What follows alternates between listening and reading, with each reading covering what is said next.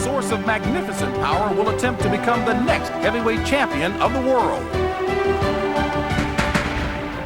He is the holder of 2 heavyweight titles. Few athletes have ever exhibited so much heart and determination. The champion in trouble. Cooper backs away. Holyfield almost goes down. Oh, what a right hand by Holyfield. And now it's Cooper who is standing stock still. He is a competitor who refuses to accept defeat. And Bo stuns him with an uppercut. And just like that, the champion struggles to stay on his feet. What a heart by Holyfield.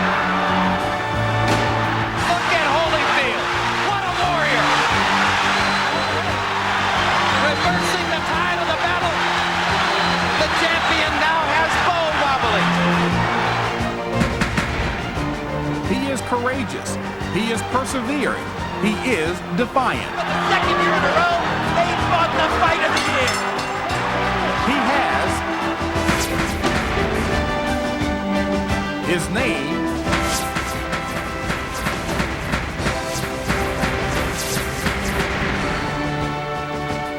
Evander Holyfield, a symbol of will who has finally been acknowledged as the best heavyweight in boxing.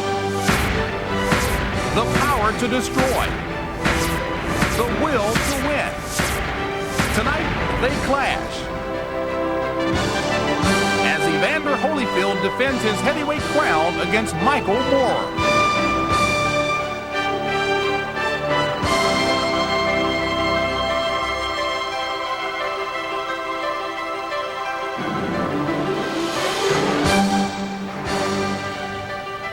We are live from Caesars Palace in Las Vegas, Nevada, where TVKO presents The Will to Win, The Power to Destroy. Up first, it'll be Junior Jones defending his WBA bantamweight title against John Michael Johnson. And that'll be followed by the IBF Junior Lightweight Championship between title holder John Molina and his opponent, Gregorio Vargas. And then in our main event, the #1 contender, Michael Moorer, matches his power against the will of heavyweight champion Evander Holyfield. And it's all brought to you by Budweiser, proud to be your bud. Well, it has been an unusually warm week here in Las Vegas, Nevada. Temperatures reached 97 degrees 2 days ago, the hottest in 56 years. But mercifully, Mother Nature has relented. Today, a cool temperature of 87 degrees, and that's welcome news for the near-capacity crowd that's expected here at Caesars to take in an evening of championship boxing. And good evening, everyone. I'm James Brown. Well, our boxing slate of championship fights tonight begins with a bout featuring an exciting young fighter by the name of Poison Junior Jones. He's a native of Brooklyn, New York, about whom greatness has been predicted for some years now. He has beaten the streets of New York and has beaten the path to the top, and that's a position he's expected to occupy for quite some while. The next bout showcases John Molina, the pride of Puerto Rico, whose Hessian work ethic and marvelous condition has made him a formidable champion who is willing to go anywhere to fight anyone. And then the spotlight turns on the heavyweights as WBA and IBF title holder Evander Holyfield defends his title against a man who says that he will become the first ever Southpaw heavyweight champion of the world. So sit back and relax and enjoy what should be a hard-hitting action tonight coming your way on TVKO. And right now, we take you downstairs to our championship announce crew, George Foreman, Larry Merchant, and Jim Lampley. All right, thank you very much, James Brown. We are getting ready to see 3 terrific championship bouts. Eventually, the heavyweight title match between Evander Holyfield and Michael Moorer. Working with me, of course, former heavyweight champion George Foreman. George, those of us who've been watching you for decades get a sense of excitement, majesty at a heavyweight championship fight, maybe unequaled in all of sport. Do you get excited too? Oh, I'm equally as excited as the rest of the country is about. Whenever there's a heavyweight fight, who knows? They're naming fish after Jack Dempsey. It may be a great fight. They may name a fish after this opponent tonight. There's great things happen in a heavyweight match. I'm just happy to be here. All right, we'll look down the road to that one eventually. And when we get there, it's something that's regarded by many as a mystery fight. Larry, one mystery to many who don't know much about Michael Moorer is how a proven champion like Holyfield can be only a less than 2-1 favorite over Moorer. What's the story there? Well, the sound bite of why Michael Moorer is considered a very dangerous challenger is this. He's young, he's hungry, he's unbeaten, he's a very good puncher, and he's that rare exotic bird known as a right-handed southpaw. But there is an assumption behind those odds that is the real story. The assumption is that Evander Holyfield is at that stage and age when champions sometimes begin to decline. He's coming off a very emotional and physically draining fight in his rematch with Riddick Bowe. He's won all the fights and all the championships to be won. He's made all the money there is to be made.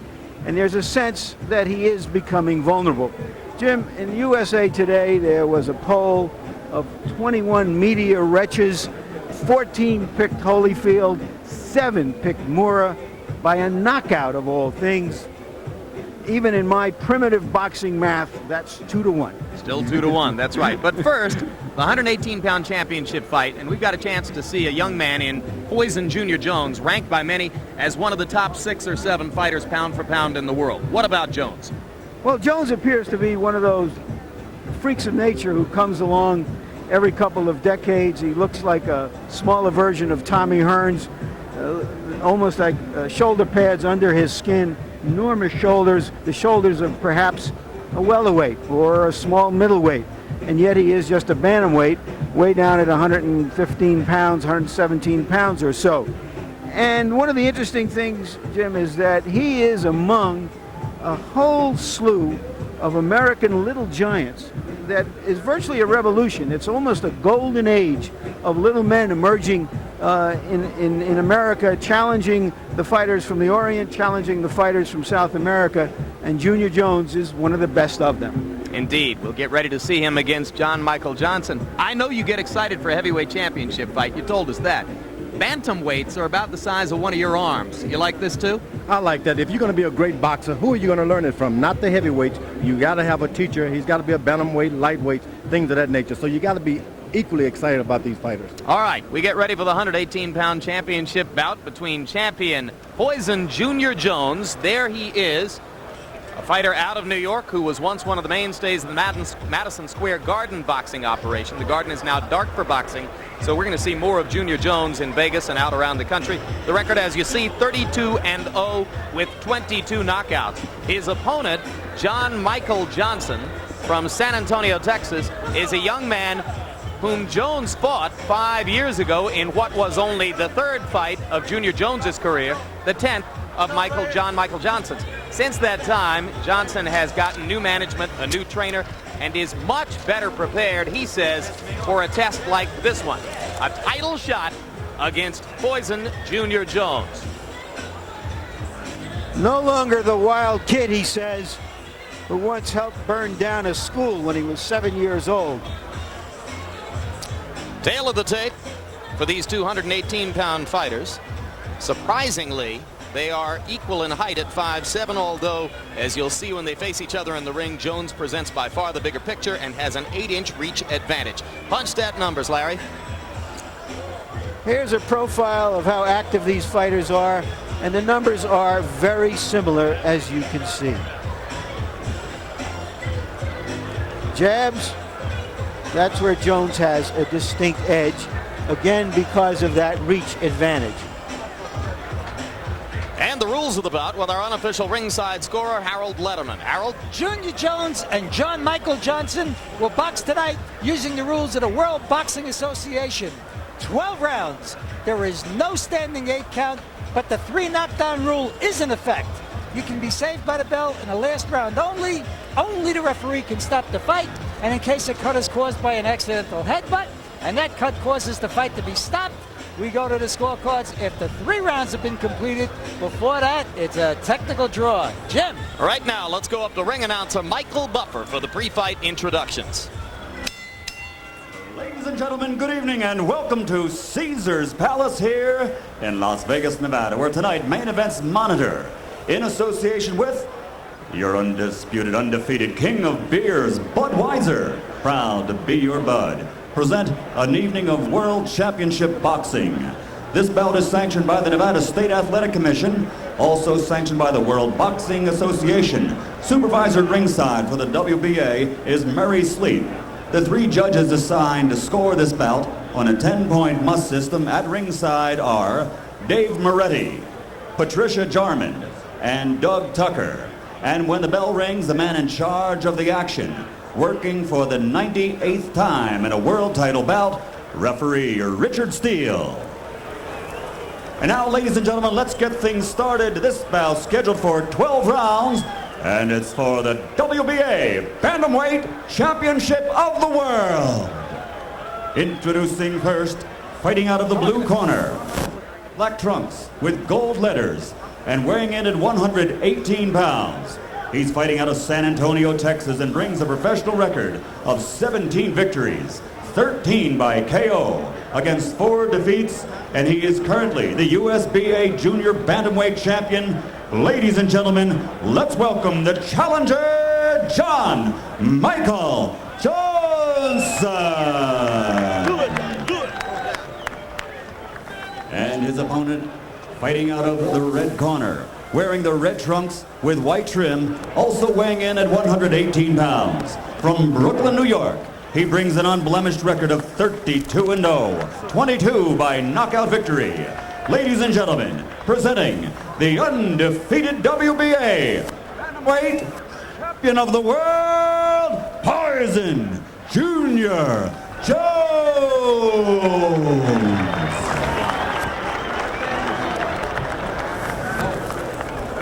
All right, I spoke to both fighters in the dressing room. Caution again. Obey my commands at all times. Shake hands. Good luck. Poison versus Bam Bam. Sounds like a fight to me, Jim. Indeed. They met once before, as I mentioned, in 1989. It was a 4-round decision for Junior Jones, a fight in which Johnson has his moments, but was left at the end, draped over the ropes, he says, the victim of a low blow. Poison Junior Jones works first George Foreman to establish what is one of the most effective jabs in any weight class. And undoubtedly, he's got the longer arm, so he's better Better get started with that left jab early. The ubiquitous Richard Steele already warning Jones about holding behind the head while he hits. He'll start with the jab. He is also very proud of his body punching. John Michael Johnson is a warrior. Wants to get started with 1-2 combinations, jab, right cross, and then he wants to go to the body as well, thinking that Jones's ribcage may not have gotten much of a workout to this point in his career, but so far it's been all Junior Jones. All because of a good left jab. Sometimes if you win in a fight with a left jab, it's good to stay with it for a few rounds. Don't switch over just for the sake of switching over. Left hook over the top, missed by Johnson. Jones content so far to dominate most of the action with his jab.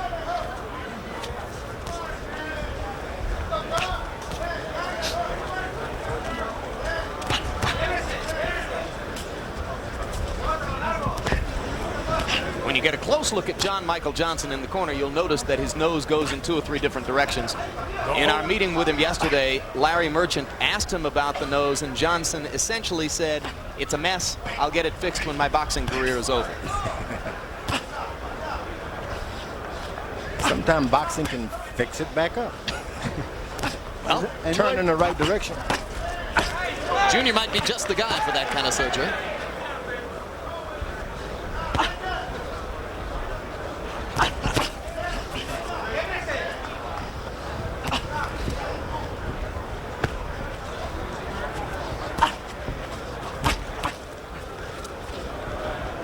Johnson likes to be aggressive and thought he could here, but so far in the first round he's been reduced to a defensive fighter by the precise jab and right cross of Junior Jones.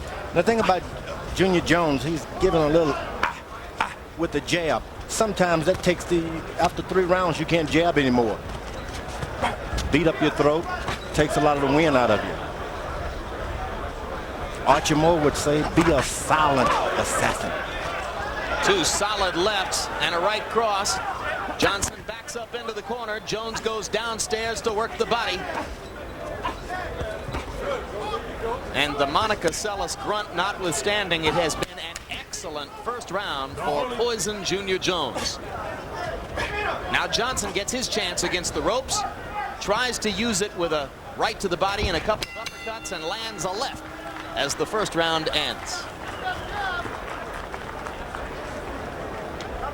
Take a deep breath.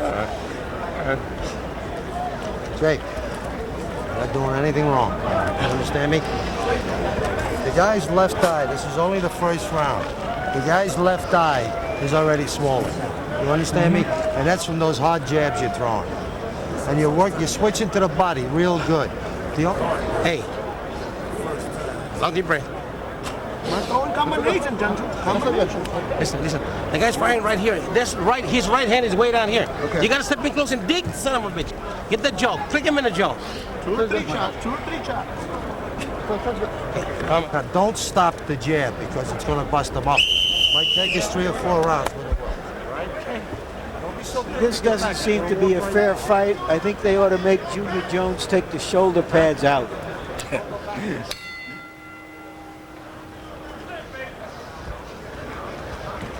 Round 2, WBA Bantamweight Championship fight between Junior Jones, the champion, and John Michael Johnson, the challenger. The shoulder pads, as Larry referred to them, are the muscles in Junior Jones's outsized bantamweight shoulders. The comparisons to Tommy Hearns as a welterweight, Bob Foster as a light heavyweight, Kid Chocolate, some other fighters who simply looked bigger than their weight class would have given them a right to look. That's true, and they got big shoulders. Fighting days are over, they're going to be big men. Now Jones is already starting to slow down with that jab because of this grunting. He's turning it into hooks because of the redundancy. Hard right hand by Jones. Johnson stands in, tries to appear unruffled. Now, George, you fought Joe Frazier a couple of times. He was the biggest grunter I ever heard in the ring. And he grunted out like everybody else. Your grunting days are short. And all the time Joe was grunting, George was hitting him. Don't hold him. You know, you've got to, guys get that habit of grunting as an amateur, and it's hard to break that habit.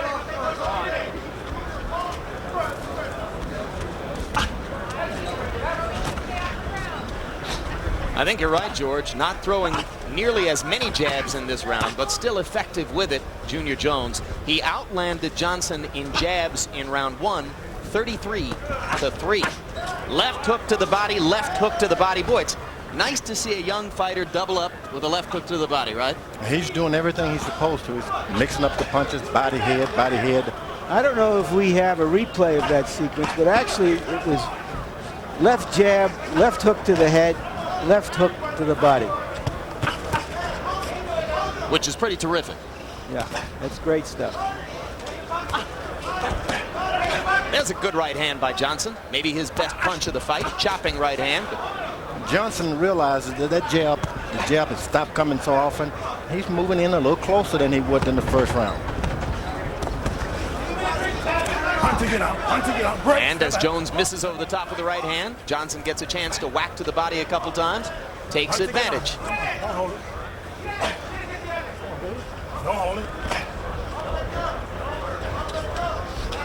John Michael Johnson, 26-year-old father of 2 from San Antonio, has never been knocked out.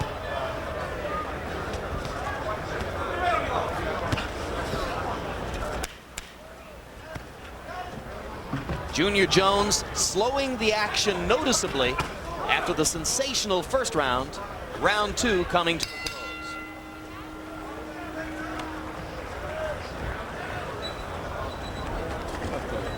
Good, babe. Take a deep breath and relax. Just take a deep breath. Bring that bucket over, man. Don't make him reach for it. Take a deep breath. Jay, only one thing I don't like. Going back a little bit too much. And then when you throw your combination, you understand me? You're pulling out of there. Right. Why don't you throw whatever you're going to throw and then get down and look to work so you can hurt this guy to the body on the inside. Kenny, you gotta fight, baby. Come on. You gotta fight. Okay? That's right. Good fucking round. How do you feel? A little bit earlier this evening, 5:51 p.m. Pacific time. The arrival of heavyweight challenger Michael Moorer, there with the earphones over his baseball cap. The menacing gaze was fixed in place behind the sunglasses. He was wordless upon his entrance to the stadium complex here. Round 3 begins. Junior Jones in the red trunks out of New York, New York, defending his 118-pound championship against John Michael Johnson. Jones, 32 wins, no losses to this stage of his career.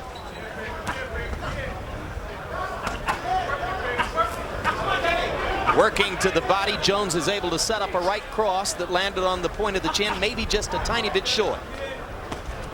He worked his jab a bit more effective this time. The fight opens up when he jabs more. Another right cross landed between the gloves of Johnson. Johnson still would like to come forward.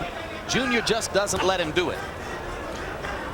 Johnson is plotting, he's doing right, but he's not as quick as Jones. So a lot of times he should be moving his head a bit more. He's not doing it. He should plot with a movement. Well, he's been willing to try to box a little bit with Jones so far, George. It looks to me as though that's a no-win. He ought to try to brawl him, break his rhythm some. That's right, you plot, and you fight 3 minutes every round. This guy is expecting you. Jones would like to box a minute and a half of every round. Punching it out. There's another chopping right hand over the top by Johnson. He's landed that effectively a couple of times. Pawing with the left hand, but already a little gun shy in the face of Junior Jones's jab.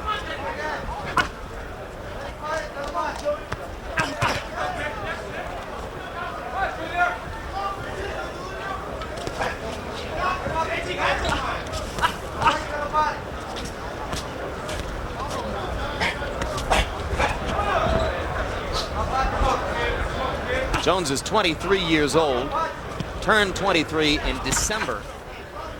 So there's a long time left in his boxing career. His trainer Joe Fariello says he may wind up at 135 pounds as a lightweight farther down the road in his career. Great body punching here by Poison Junior Jones.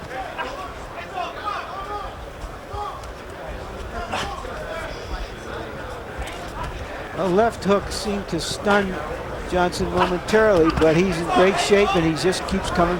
Just keeps coming. And there's the chopping right hand by Johnson again. He tries it a hand, misses over the top. But John Michael Johnson has found in this round a couple of occasions to land that right. And there are a couple of good left hooks inside, and suddenly Johnson has his best sequence so far in the bout. And you can see Jones held on for just a little bit that time.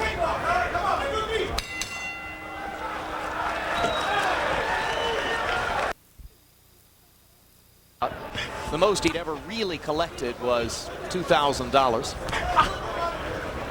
He'll gross 20 for this. Johnson, for the second time, has started to land a left jab of his own.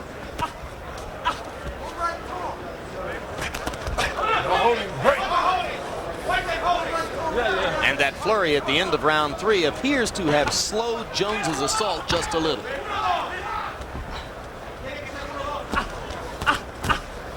Johnson is able to get effective with a left jab. This can be some fight tonight.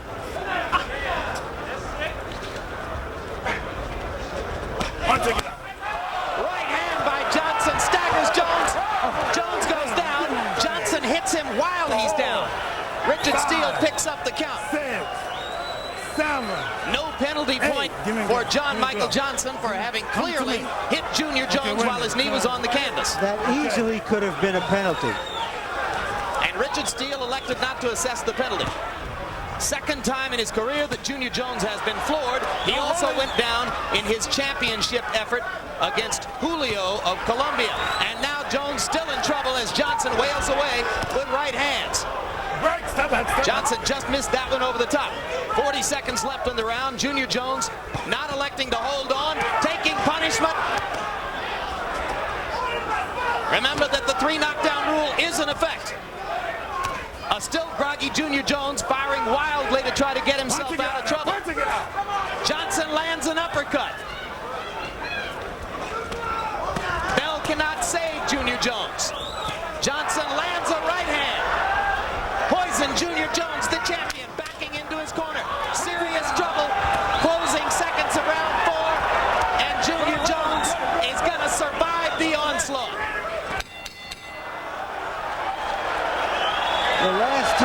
this happened to Jones.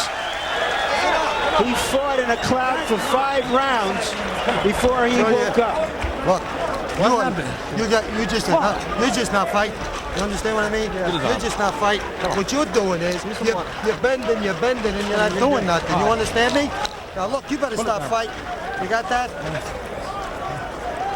All you're doing is concentrating on defense, and you're getting hit. You get hit with a good right hand. Okay. Listen to me. Let's take a look as Bam Bam goes Bam Bam.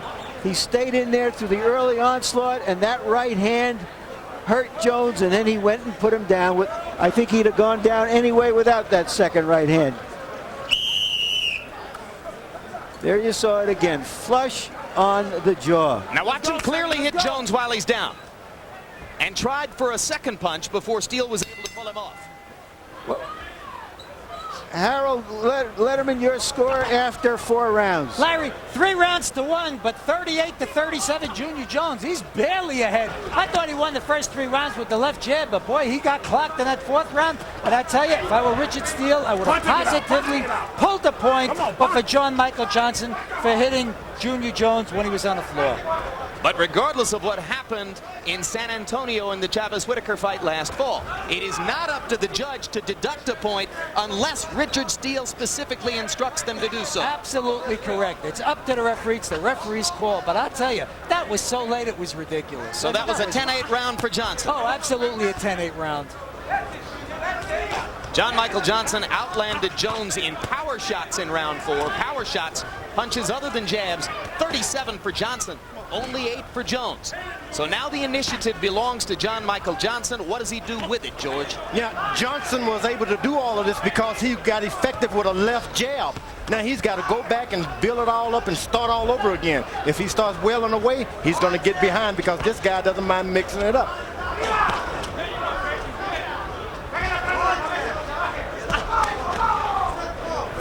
As Larry Merchant pointed out, when he went down against Julio of Colombia in the championship fight, Junior Jones fought the next 4 or 5 rounds in a fog.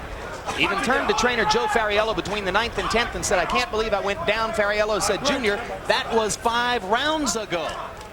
Here he looks a little more alert. Junior Jones is clearly being hurt by body punches now. Boy, you got to hand it to Johnson for hanging in through those first 3 rounds. Well, that's the virtue of conditioning, self-confidence from having had a winning streak, pulling everything together. Remember that Jones is from New York. Johnson is from San Antonio, has trained part of his career in Arizona. He believed yesterday that the temperature in the ring, probably in the 80s, would play in his favor, that he might over a long period of time be able to wear Jones down and gain an advantage.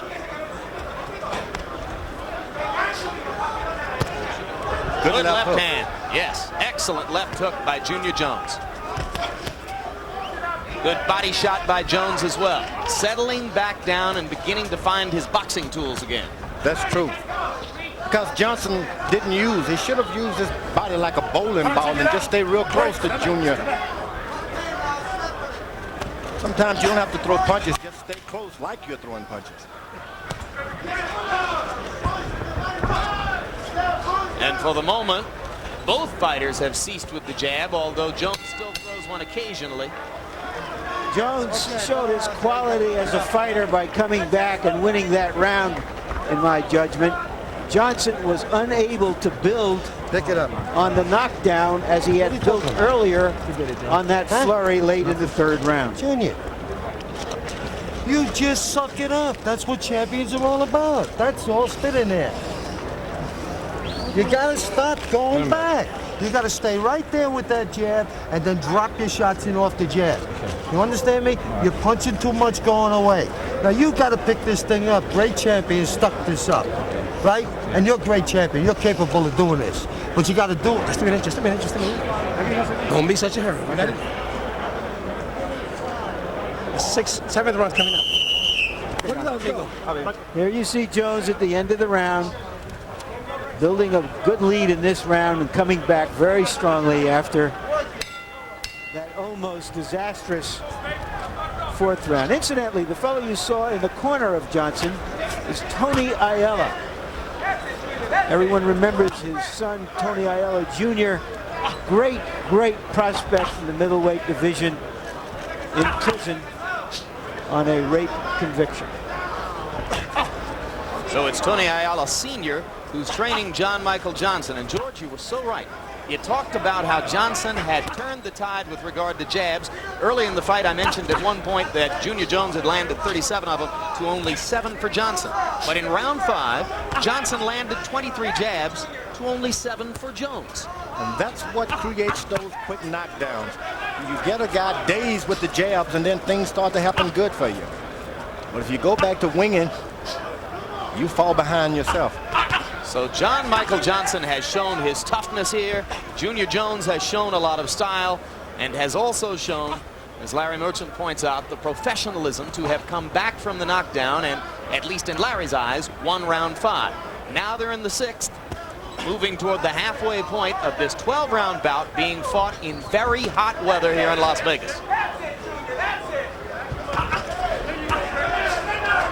More combinations now from Jones. I think his head is thoroughly cleared from the damage that caused the knockdown. Johnson is allowing him to sit up a little bit too much now. He jabs, steps back, and sit up and does what he want to do. You can't allow him to just sit up that long. Once he miss you, jump in front of his face again. Should Johnson throw more jabs? Yeah, Johnson has got to stick with the jabs, but as soon as Jones hit him, jump right back on him, because he's blocking most of these punches that you may think he's getting back in the fight with. They're being blocked. Most of them, not all of them. Pretty good defensive fighter, John Michael Johnson. You can see why he has never been knocked out.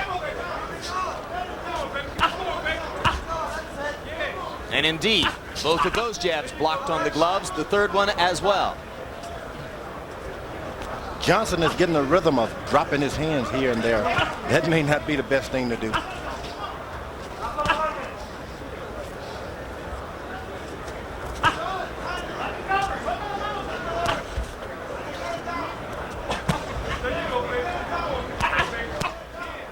Good right hand over the top by Poison Junior Jones. Under a little pressure and defending his title here tonight. Punching it out, breaks it.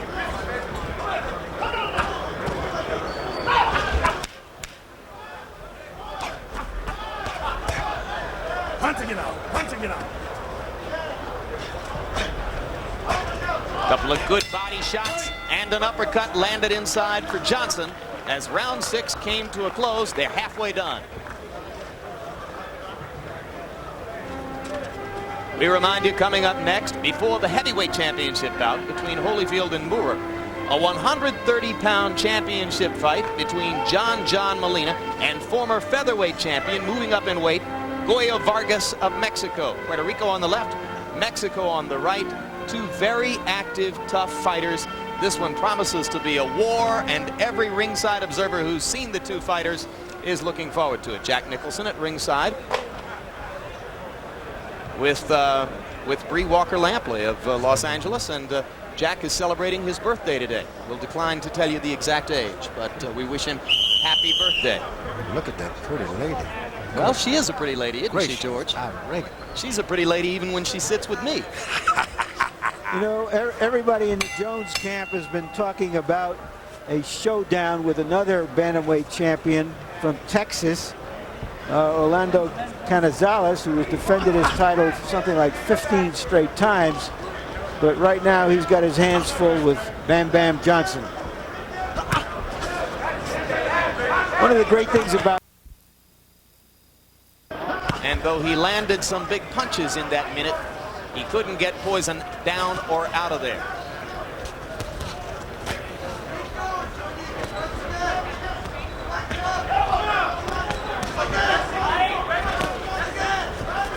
Johnson, for the moment, becoming a little bit too much of a stationary target, and Jones taking advantage to land a couple of jabs and a left hook. Yeah, Johnson has a good defense, but he hasn't much head movement. And in the lighter weights, you got to move that head also. And when he moves it, He tends to take it the same way all the time. He'll cock it to the left and bring it right back. You can time that if you watch it. Easily time it. Whenever he throws a quick short hook, he hits Junior Jones. Throws a big one, he misses. Couple of good left hooks by Junior Jones.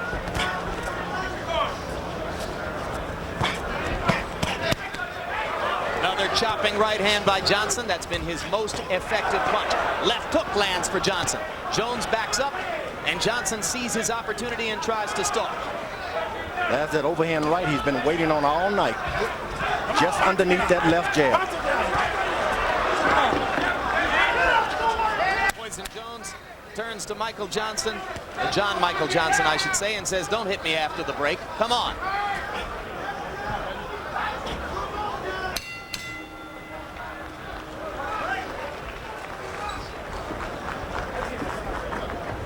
Just relax, all right? Take a deep breath. Just relax, take a deep breath. Junior. Yes. I'm not going to yell at you. I'm not. All right? I want you to listen on one thing. When you keep on going back and you don't throw no punches, and that's what's happened. You understand me? He's getting braver and braver. Okay. You get inside, you're not really looking to work. After you throw your first combination, you're not looking to work. You see, you've got to be looking to punch. You're going away with it. You've got to step with the jab. You've got to fire one combination. Okay, early in the round, Johnson with a short, sharp right hand.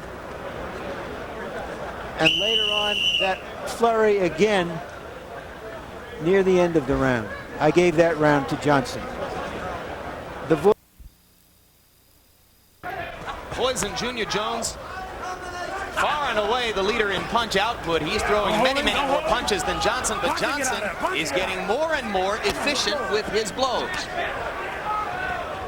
And there's the chopping right hand once again. Johnson beginning to land that chopping right with lethal accuracy. All night he's waited for that left jab to stop. Powering over, and now it has stopped, and he's taking control because of it. Excellent body shot by John Michael Johnson. And Junior Jones seemingly helpless in the face of that little chopping right in there, George.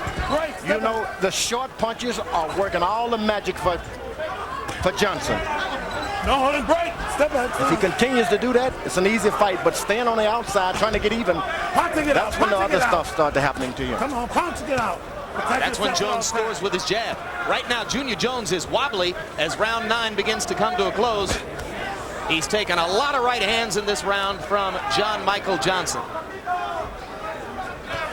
If you had watched the first 3 rounds only, you would have thought, well, this is going to be a lopsided whitewash. No longer is that the case.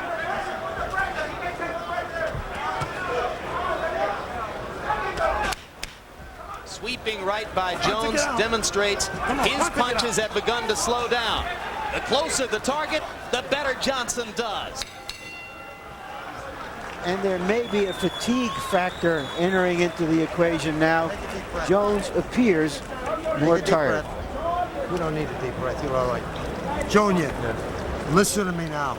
You want to lose the title? No, no. All right, you got 3 rounds to go. You understand me? 3 rounds to go. It's just like the Julio fight. You got to suck it up now. You're going back. You're looking to hold on the inside. You're not looking to work. This guy is. You understand? You keep holding like that, he'll tear you apart. You've got to throw punches. Once again, the right hand over that lazy left that Jones sometimes puts down by his side. And Johnson has been able to capitalize on it. This is one tough kid who is in great shape. Power punches in round number 9. Hooks, crosses, uppercuts. Johnson outlanded Junior Jones 32-10.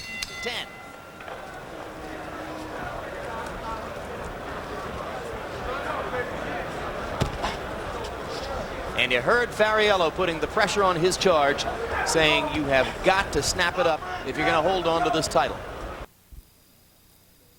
And is over that left jab. He's waited for it all night and it's paying off for him. He should be proud of it. His son is going to want an autograph from him tonight. Johnson is doing a fine job.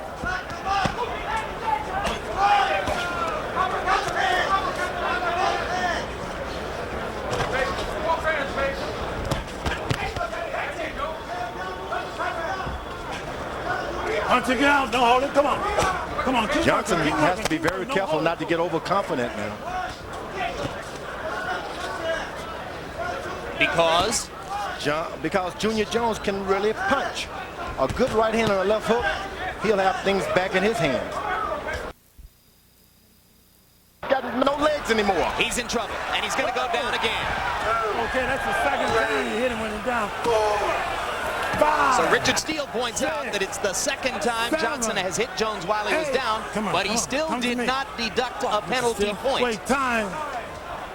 The second time, 1 point. Now he's going to deduct a penalty point. And that could cost him the fight. Get back in your corner. Richard Steele is right in my judgment. That was a very big penalty point. It was indeed the second time in the fight that Johnson had hit Jones while he was down. There's been one knockdown here in the 11th. Remember that the 3 knockdown rule is in effect. And Steele stops it. Thank you. I thought that was a quick stoppage of a champion. He deserved the right to be knocked out to lose his title. George, you disagree? Hey, this guy won this fight from the opening bell when Junior Jones was throwing all his punches. He was ahead on points in my mind, and he won it clearly by a knockout. Hallelujah. If you're from Texas. I think 2 things got to Junior Jones. The heat and the relentlessness of John Michael Johnson. Junior Jones, a fine fighter. He was doing everything, but he threw too much away in this desert on that hard left jab. He put too much power into it. And in the 4th round, he didn't have any strength left. I remember a night many years ago here, George, when a relatively unknown fighter named Stevie Cruz upset a world champion named Barry McGuigan when McGuigan simply gave out in the heat. Cruz, who was from Texas, knew it would happen. Johnson told us yesterday that he would win this fight just like Stevie Cruz. San Antonio! San Antonio indeed. Let's take another look at the end of the fight. Now remember that Jones has already been knocked down in the round and is wobbly as Johnson attacks. He had no legs after those first couple of that first knockdown. He's been defending himself all night. And this guy's just sizing him up to throw that right hand, and he delivers on time. So another stoppage, which will long be talked about by referee Richard Steele. He had the courage to deduct the point, and he had the courage then to make the stoppage. And for the official particulars, let's go up to Michael Buffer. Ladies and gentlemen, referee Richard Steele has to step in and call a halt to the bout.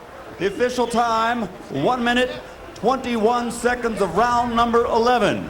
The winner by TKO and new WBA Bantamweight Champion of the World, John Michael Bam Bam Johnson.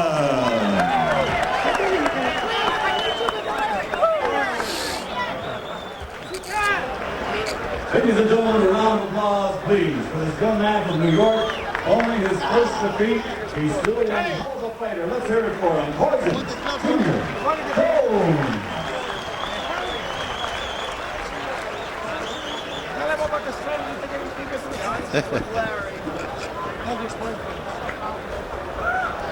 A stunned crowd at ringside watching a massive upset. Poison Junior Jones, ranked by many as one of the best pound-for-pound fighters in the sport, whacked out in the 11th round by John Michael Johnson. Final punch stat numbers: Jones, according to George Foreman, wasted too much energy throwing those 820 punches. Johnson waited for his chances, wound up with a 50% connect percentage, and in power punches, the edge again belonged to Johnson, who landed 190 power shots in the bout, 60 more, 59 to be accurate, more than Poison Junior Jones. That ultimately was the difference. Larry Merchant stands by with the winner.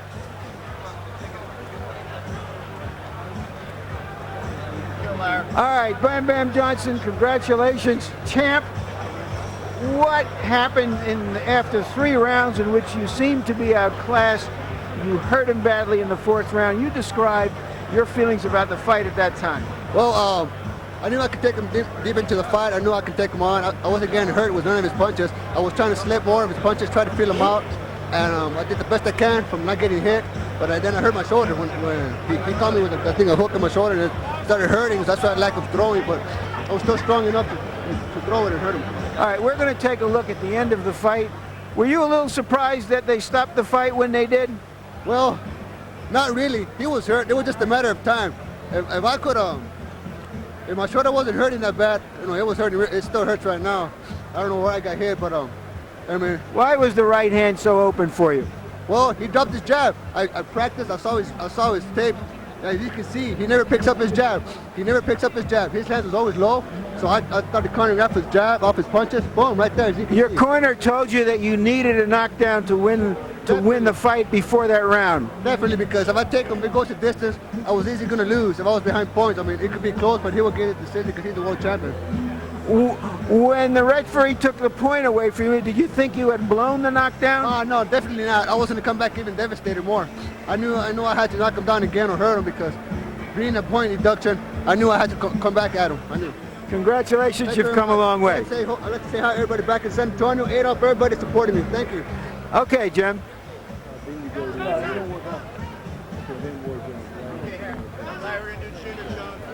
And a final look at the champion, John Michael Johnson. We told you, never before in his career had he cashed more than $2,000 after a fight. Tonight he was getting 20.